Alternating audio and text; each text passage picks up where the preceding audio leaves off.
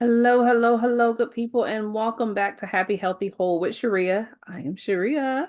And I just want to welcome you back and tell you that we are on our final week related to end of the year stress. And this week, we are going to talk about 3 tips to prioritize mental health in the holiday seasons. And so it's not going to be long, it's just going to get right to the points around taking care of yourself and the importance of taking care of yourself all the time, but really looking at taking care of yourself during these seasons of celebration and time that could also bring about some levels of grief and loss, which is what we're going to start talking about immediately next week after this series, because I felt like if we were going to talk the end of the year and stress, we need to really go into sometimes the actual truth around grief at this time of the year.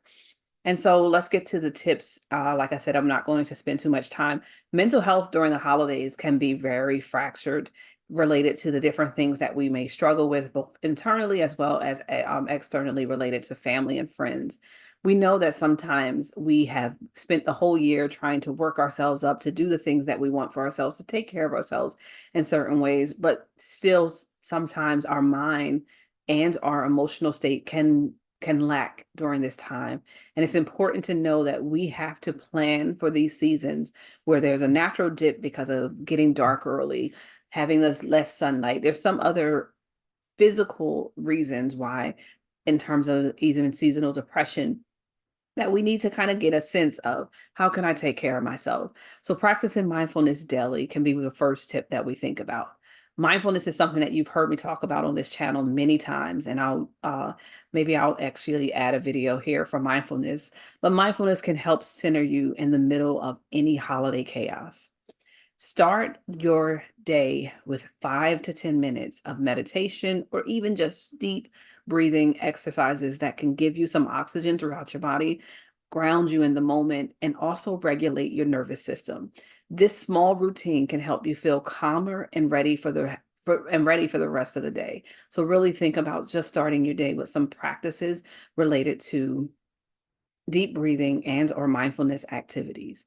Make time for other self-care. Self-care can easily fall to the wayside when it comes to holiday activities. We can get scheduled into so many different events that we forget to negotiate me time. Blocking out each week at least a little bit of time for you to recharge, whether it's reading, exercising, or watching your favorite movie or television show. It really does pay to make sure that you are scheduling in a routine of taking care of yourself in response to the overwhelming amount of things that we do during the holiday. The other tip that I would recommend, because like I said, I'm going to keep this sweet and short and sweet like me, relax. Relax on all of the achievements and this year, right? Like the things I didn't get done, the goals I didn't meet. Take time to reflect on what you really did accomplish and learn over the past year. It doesn't have to be the negative approach. Take the positive. What did I learn? What opportunities did I have to grow, to be a better version of myself? Take notes on those things that you're reflecting on, and then think to yourself how good and how awesome it is to be grateful in this moment, because gratefulness can also help to reduce stress.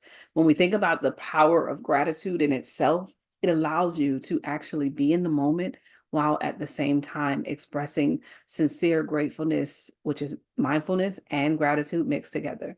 And so I would say for those 3 things that you can do in response to your mental health during the holidays is practice mindfulness, make sure you're scheduling in your self-care, and then reflect on your achievements this year.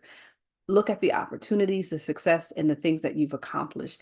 So look at it from a positive stance versus a negative. So that's our series on managing the end of the year stress. Remember, a little planning, communication, and self-care can go a long way during this season of joyfulness, and it could help you to be more focused on the gratefulness and gratitude of the moment while releasing some of the stress. So thank you again for tuning in. I kept them short as much as possible, and I hope you got something from it. Again, if you haven't already, like and subscribe and send it forward for someone else that may benefit from this or any other series that I do on the channel. Again, I am going to talk next week going into coping with grief and loss.